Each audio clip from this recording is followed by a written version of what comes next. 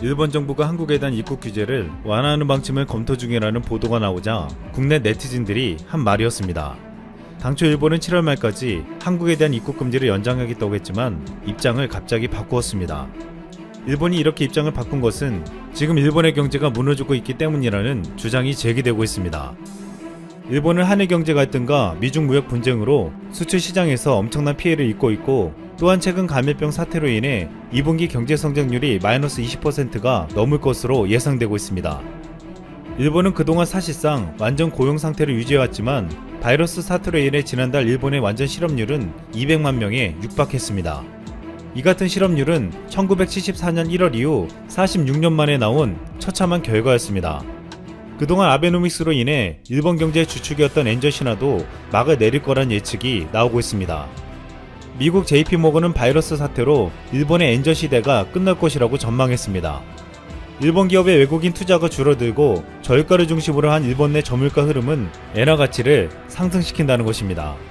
또한 최근 긴급사태로 인해서 중단됐던 경제를 되살리기 위해 1, 2차에 걸쳐 2,600조가 넘는 예산을 편성했습니다. 그런데 긴급사태 해제 이후 최일 나흘 연속 100명이 넘는 신규 확진자가 나오면서 일본에선 긴급사태를 다시 발령해야 한다는 말이 나오고 있습니다. 다시 긴급사태가 발령되면 일본은 헤어나올 수 없는 수렁으로 빠져들 수도 있다고 보고 있습니다. 이렇게 절박한 상황이 되자 필수적인 경제 핵심 인력까지 교류를 중단했던 한국과 중국에 대해서 입국 금지를 빠르게 해제하라는 움직임을 보이고 있습니다. 최근 일본 경제산업성은 한국 정부의 WTO 절차를 중단하고 대화 테이블로 돌아올 것을 강력하게 요구했습니다. 한국은 일본이 수출 규제를 해제하지 않자 잠시 중단했던 WTO 절차를 재개해서 진행하고 있습니다. 일본은 대화로 해결하자고 나서고 있지만 그동안 일본은 시간 끌기만 할 뿐 구체적인 행동은 보여주지 않았습니다. 오히려 한국이 강제징용 판결에 따른 일본 기업에 대한 자산을 현금화시키려는 움직임을 보이자 일본은 두 자릿수의 보복을 준비하고 있다며 겁을 주었습니다. 하지만 많은 전문가들은 일본이 이제 한국에 보복할 수 있는 방법은 없다고 말하고 있습니다. 일본 게이센 여학원대 이영채 교수는 현재 일본으로서는 보복할 수 있는 조치는 다 했다고 했습니다. 일본은 최초에 한국에 급소를 찔러 하루아침에 항복시키려고 했는데 한국은 항복은커녕 자립을 해버렸기에 일본으로서는 다음 카드가 없다는 것입니다. 여기에 섣불리 다른 경제 보복 조치를 하다가는 자행위가 될 수 있어 앞으로 완화 정책을 쓸 수밖에 없다고 내다보았습니다. 기무라 고베드 교수도 일본이 WTO 체제 아래에서 더 할 수 있는 조치가 없다며 평소였다면 일본이 할 수 있는 가장 강력한 카드는 비자 면제 정지였을 것이라고 했습니다. 하지만 이것도 바이러스 사태로 인해서 의미가 없어졌고 오히려 한국이 현금화 조치를 빨리 해서 어디까지 영향이 있을지를 살펴봐야 한다고 말했습니다. 이런 가운데 일본의 반도체 소재 회사들은 한국행을 택하고 있다는 보도가 나오고 있습니다. EV형 포토레지스트를 제조하는 일본의 TOK는 인천 송도에 있는 공장에서 삼성전자에 납품할 계획을 세웠습니다. 또한 일본 간토덴카 공업은 반도체용 특수가스인 황화카르보니를 충남 천안 공장에서 생산하기 시작했고, 반도체용 필름 솔더 레지스트에 전세계 점유율 1위사인 다이오 홀딩스도 충남 당진에 투자를 결정했습니다. 일본 종합연구소는 바이러스 확산에도 한국 반도체 산업이 꾸준한 성장세를 보이고 있어 한국 현지 투자가 늘어나고 있다고 분석했는데, 실제 이유는 한국이란 거대한 반도체 시장을 한국 기업이나 다른 나라 기업들에게 빼앗기지 않으려는 몸부림이라는 분석도 제기되고 있습니다. 최근 독일 머크사가 평택의 반도체 소재 첨단 기술센터를 열었고, 지난해 이미 미국 디폰도 EV형 포토레지스트 공장을 충남 천안에 짓기로 한 바 있었습니다. 지난해 일본이 감행한 수출 규제로 인해 일본 기업들을 배제하려는 움직임이 국내에서 나타나자 전세계 반도체 소재와 부품 관련 기업들이 대거 한국으로 진출했고, 이제 우리나라는 세계 반도체 산업의 핵심지로 떠오르고 있는 모습이 연출되고 있습니다. 최근 일본이 한국에 감행한 수출 규제의 근본 원인이었던 역사 왜곡은 더욱 심화되고 있습니다. 지난 2일 도쿄도 신주쿠 소재 산업유산정보센터에서는 새로운 패널이 추가로 전시되었습니다. 진실의 역사를 추구하는 하시마 도미네의 마스모토 사카이 명예회장은 이 패널을 통해 어이없는 주장을 하고 나섰습니다. 적어도 제2차 세계대전까지는 조선인은 일본의 국민이라며 조선인과 일본 국내인 사이에 무슨 차이가 있었겠는가, 하시마 탄광에서도 그랬다고 주장한 것입니다. 그는 일본 정부가 위안부 문제 때처럼 돈을 내는 식으로 신성한 하시마 탄광을 더럽히는 방식으로 한일 갈등을 해결해서는 안 된다는 말까지 내뱉었습니다. 그런데 일본의 정보센터 관련 서적을 모아놓는 책장에는 이용원 씨 등이 집필한 반의 종족주의 일본어판이 꽂혀 있었습니다. 이 책을 전시한 이유를 묻자 일본 측과 같은 입장이기 때문이라고 도민의 관계자는 설명했습니다. 일부 잘못된 국내 지식인이 쓴 책이 일본의 주장을 대변한다는 비판이 나오는 가운데 최근 한 국내 취업 준비생이 놀라운 쾌거를 이룩했다는 보도가 나왔습니다. 최근 전 세계인이 이용하는 영국 케임브리지 사전에서 일본 제국주의 상징인 야스쿠니 신사와 관련된 부적절한 예문이 삭제된 것이 확인됐습니다. 한국의 한 취업준비생은 최초 케임브리지 사전성 예문에 대한 문제를 제기했습니다. 문제의 대상이 된 인슈라인은 한국어로는 소중히 간직하다라는 뜻을 담고 있으며 매우 신성한 장소에 간직한다는 의미였습니다. 그런데 어이없게도 여기에 야스쿠니 신사가 예문으로 적혀 있었습니다.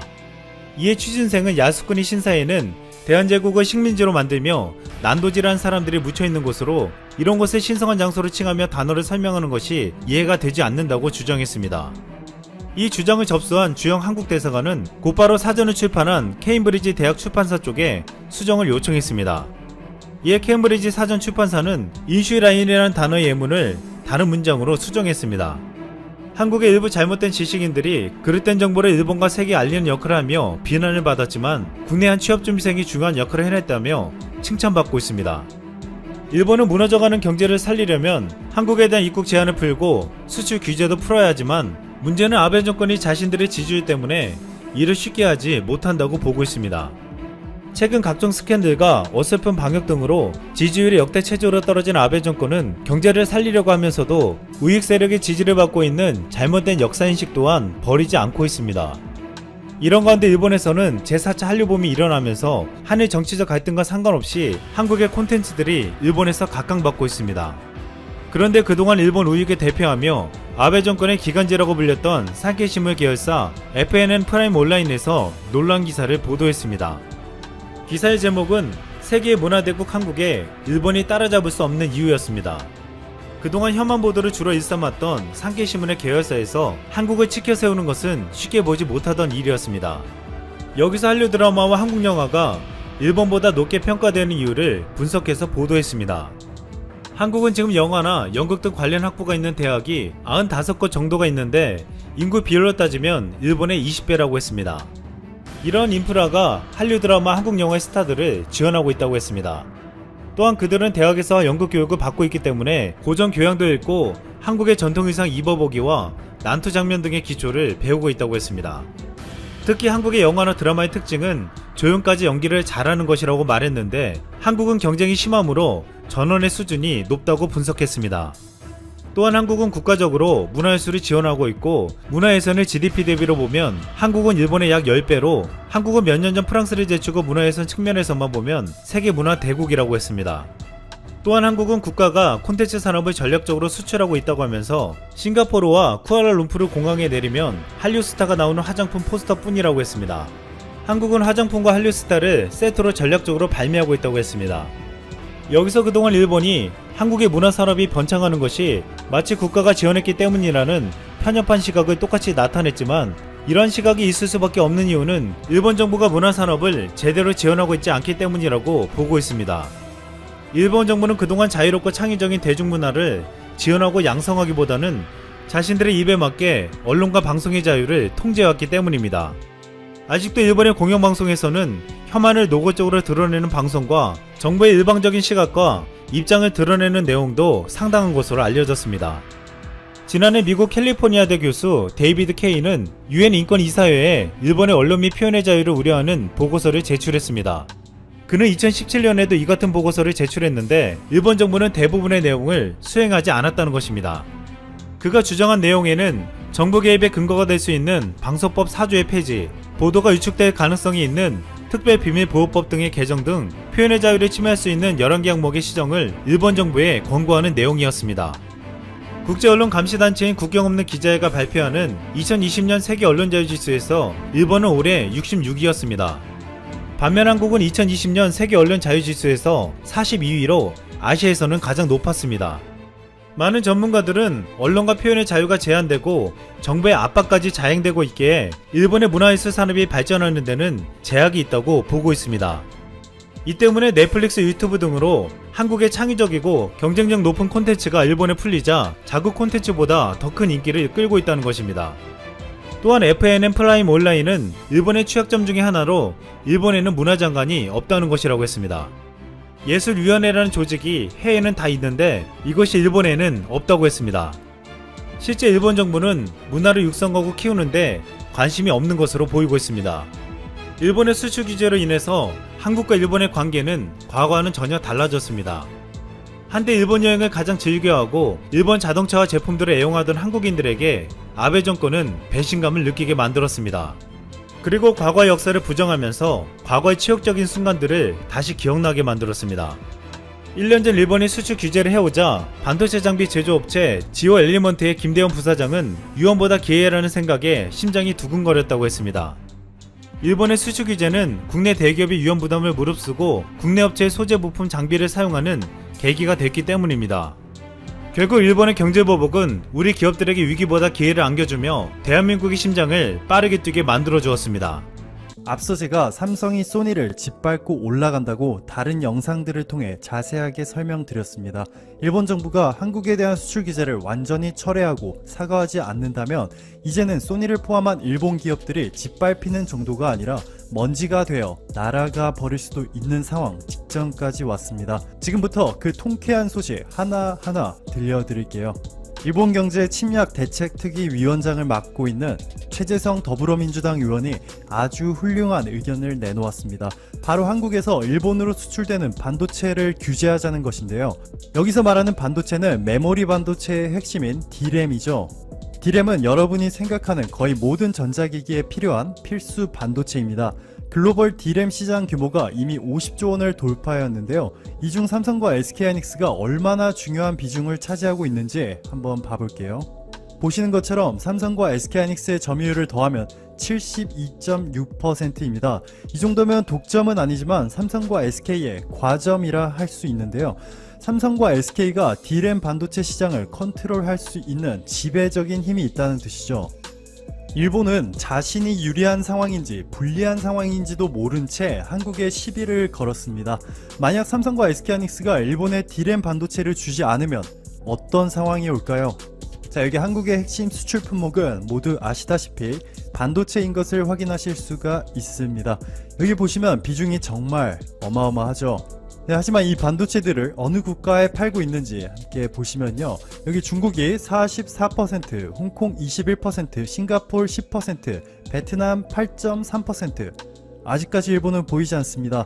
자, 다시 필리핀 2.4%, 미국 1.7%, 일본은 여기 있네요. 여기 잘 보이지도 않는데 일본은 1.5%. 너무 귀여운 수준이죠. 삼성과 SK하이닉스의 D램 점유율 다시 한번 보실게요. 삼성과 SK하이닉스의 합산 점유율이 72.6%. 삼성전자와 SK하이닉스 입장에서는 일본 기업들의 D램을 전혀 주지 않아도 큰 타격이 없는 반면 일본 기업들은 너무나도 절실한 상황일 수밖에 없습니다. 한국에서 반도체를 공급받지 못하면 3위 마이크론 그룹에게 공수를 해와야 하는데 이것도 불가능에 가깝습니다. 이 부분은 양양자 특위 부위원장께서 친절히 설명을 해 주셨는데요. 참고로 이분은 삼성전자 메모리 사업부 상무 출신입니다. 그 어느 국회의원들보다 반도체 분야를 꿰뚫고 있겠죠. 양양자 부위원장은 이렇게 말합니다. 마이크론사 제품은 소니의 테스트도 통과하지 못했고 한국의 반도체 수출을 제한하면 일본 전자산업에 타격을 줄 수 있다. 앞으로 수개월에 걸쳐 마이크론사의 부품들이 소니의 테스트를 통과했다고 가정해도 삼성과 SK하이닉스의 개발 속도 및 공급 규모에 절대 못 따라오고 있죠. 불가능합니다. 올해 삼성전자는 10나노급 3세대 D램을 세계 최초로 개발하였고요. 경쟁사 대비 1년 이상을 앞선 경쟁력을 확보하였습니다. 애초부터 R&D에 투자하는 규모가 다른 데다가 글로벌 D램 반도체 생산 라인에서도 삼성과 SK하이닉스가 압도적입니다. 일본은 한국의 반도체를 결코 따라올 수 없습니다. 한국이 일본 반도체 수출을 규제하게 되면 일본 대기업들 중에서 가장 큰 타격이 예상되는 회사가 바로 소니와 닌텐도입니다. 이 두 회사는 모두 삼성전자로부터 공급받는 메모리 반도체에 대한 의존도가 높기 때문인데요. 특히 소니는 최악의 경우 회사를 쪼개서 해외 기업들에게 매각해야 할 수도 있습니다. 도시바가 메모리 반도체 사업부를 SK하이닉스가 포함된 컨소시엄에 매각한 것처럼 말이죠. 자, 여기서 이런 질문 하시는 분 분명 계실 겁니다. 소니의 생산 공장들이 해외에 있으니까 괜찮지 않나요? 라고 말이죠.